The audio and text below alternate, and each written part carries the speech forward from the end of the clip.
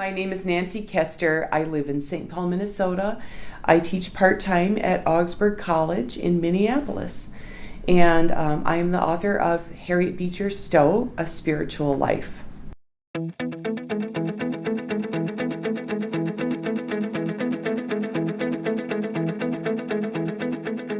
Why put faith at the center of a biography of Harriet Beecher Stowe? It's not the first thing she's known for.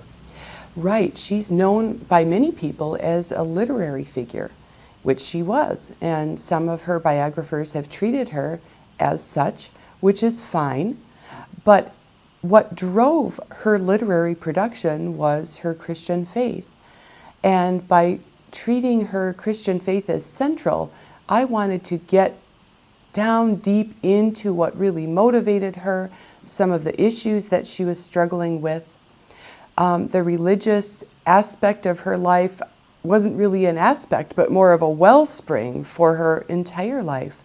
And Uncle Tom's Cabin, many people have said, was really more a sermon than a novel, which is true. It was a very spiritual book insofar as it tried to convict people of slavery as sin, convert them to an anti-slavery position, and then set them on a path of working to bring slavery to an end, amendment of life, that the conversion is supposed to lead somewhere. But in her other books, she dealt with some really profound religious questions that she was wrestling with in her life, even after the slavery issue was settled by the Civil War. So I think that to really understand Harriet Beecher Stowe, you have to look at her Christian faith, and not only as a motivation, but some of the issues and struggles that she had with that faith. And as you were saying, it's a persuasive book. It's meant to persuade. It makes a case, and a very public case. And at this time, it was very hard to be a woman of any sort of reputation, much less one who's trying to move the nation in a certain direction. And I was wondering if you could just comment on some of the challenges of her womanhood at this time. Yes, well, one of the things that she did was to use that and turn that to her advantage, because in those days, women were thought to have moral influence in the home. And Harriet Beecher Stowe was deeply concerned with how slavery affected life in the home. And so she wrote as a mother and as a wife who was concerned with and passionate about what happens to people in their homes, how families are broken up. So she was writing as a woman from the perspective of the family. So she used that to give her novel more power and her authority, her moral authority, to speak as a wife and a mother. So that's one thing she did, was to use her womanhood as a credential even to speak to these issues. But of course she also was deeply, she was condemned, she was criticized for having spoken out in this way. So when that happened, she did one of two things. Either she soared above it by simply ignoring and keeping on writing and being who she was, or in some cases she confronted people head on by answering them in print and challenging one person in particular. His name was Joel Parker. He was a minister, and in Uncle Tom's Cabin she had named him in a footnote as being one of those clergy that supported slavery. He was so angry, he threatened to sue her, and he wrote to her husband and said, "Why can't you keep your wife quiet?" or words to that effect. But the way she responded to that was by publishing a letter in one of the New York papers saying that she had hoped that Reverend Joel Parker would come forward and say that indeed he did not support slavery. But since she hadn't seen any such letter forthcoming, then she was left to conclude that she had been correct. If he would like to retract, she would be very happy. Anyway, a whole battle of letters ensued in newspapers. So there was an example where when she was told to keep quiet because she was a woman, she answered back in a way that really put the screws on to this minister to clarify his position, which he never did. Not everybody has positive associations with Uncle Tom's Cabin these days. Right. From a literary perspective, from a 21st century perspective, people feel that it perpetuates stereotypes. Mm-hmm. And without thinking of Harriet Beecher Stowe and anachronistically, how would you either respond to or just think about those kinds of concerns in a novel that did so much good, positive good in its time? Well, that's a multi-layered question. I think the first layer of it is anytime you're reading a 19th century novel, you need to let the author be a 19th century person. Sometimes I think we close ourselves off from a lot of wonderful writing because we expect people who lived in another time to have the same attitudes and perspectives that we do, which of course is really unrealistic. So if you strip that layer away, one of the big problems is the whole matter of Uncle Tom and how that became kind of a racial insult. In common parlance today, an Uncle Tom is a traitor, someone who's a traitor to his or her race, someone who is, just pandering to what white people want and so forth. Well, a lot of that stereotype came from the so-called Tom shows, the Uncle Tom plays that were put on after Harriet's book was published. And the so-called Tom shows, I found out, were the most often produced play in all of the history of American theater. I mean, it was huge. Some of those plays quickly reverted to racial stereotypes by having white actors with blackface playing black people and using, really racist stereotypes of the time. Well, Harriet didn't support that. She had no control over that, received no profits from that. So that became a big part of the negative reception of especially the character of Uncle Tom. Well, if we could strip that away and see her novel as a very powerful protest against slavery, then I think we would start to see it as she really intended it to be. Then there is one final layer to that, and that is to ask, how did people in Harriet's time perceive the book? And among black reviewers, there were some who deeply appreciated what she had done and thanked her for it and called her a friend to their race. There were others who had some substantive criticisms about the character of Uncle Tom, namely that he was not allowed to have his own agency, that he suffered, that he didn't push back, didn't fight back. Now for Harriet, that meant that he was a Christ figure. But for other critics who saw that, they said, well, is it only black people that have to be long-suffering? Or should white people be that way too?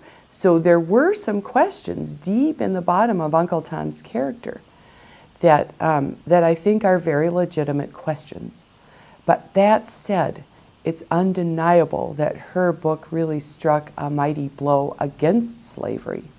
So I think you have to take it kind of as a mixed bag and give credit where credit is due, but that doesn't mean we can't be critical.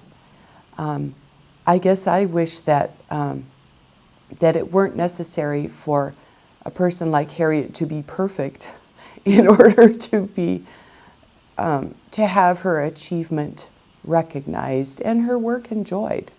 So most everyone is familiar with Uncle Tom's Cabin and with the effect it had on Northern attitudes on slavery. But Stowe was an activist in other ways too. You mentioned her feminism, if you want to call it that. Perhaps you could talk about some of those lesser-known ways that Harriet fought for equality. Well, I think one of the most important things about her is more of a quiet thing, not so flashy, But all her life, she was dedicated to education for girls and young women. She joined her sister Catherine at the Hartford Female Seminary, first as a student and then as a teacher. And then when they moved to Cincinnati, they also ran a school for girls. So Harriet was very committed to this kind of intellectual liberation for women. She saw to it that her daughters got a good education.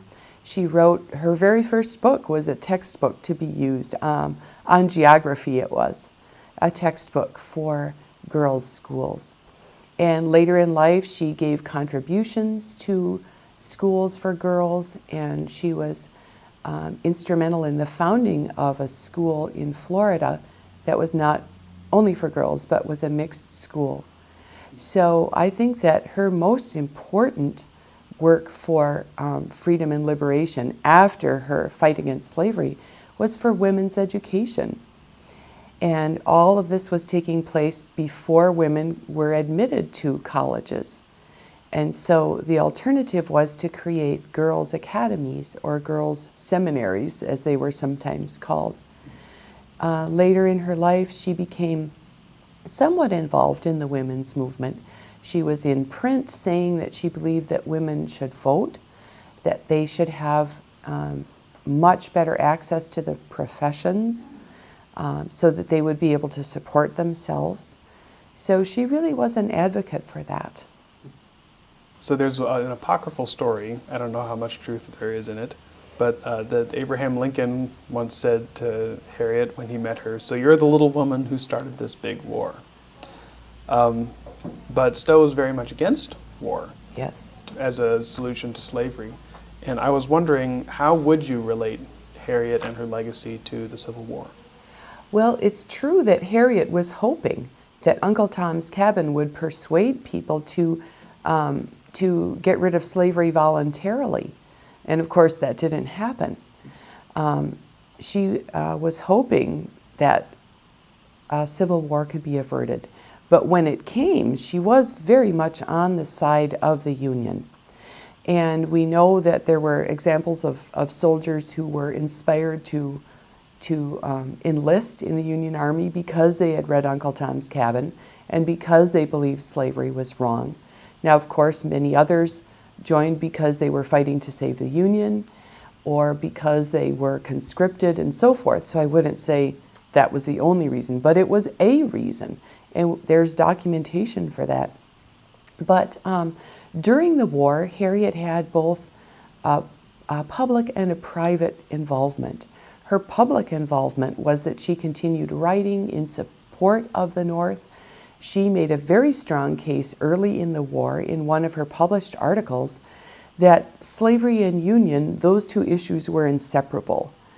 That some people would say, well, we're just fighting for the Union, we're not fighting to free the slaves. And she argued that those two things are so intertwined that you cannot do one without doing the other.